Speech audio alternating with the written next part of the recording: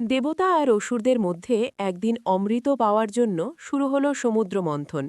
সেই সময় ক্ষীরসাগর থেকে অনেক রত্ন বেরোল, কিন্তু হঠাৎ করে উঠে এলো এক ভয়ঙ্কর কালো বিষ, হালাহল। সেই বিষের তেজে 3 লোক কাঁপতে লাগল। আকাশ অন্ধকার, পৃথিবী জ্বলতে শুরু করল। দেবতারা ভয়ে দিশেহারা। তখন সবাই ছুটে গেলেন মহাদেবের কাছে, শিব। তিনি সব শুনে শান্তভাবে পৃথিবীর দিকে তাকালেন। যদি এই বিষ ছড়িয়ে পড়ে তাহলে সৃষ্টি ধ্বংস হয়ে যাবে। সৃষ্টিকে রক্ষা করার জন্য তিনি নিজেই সেই বিষ তুলে নিলেন হাতে।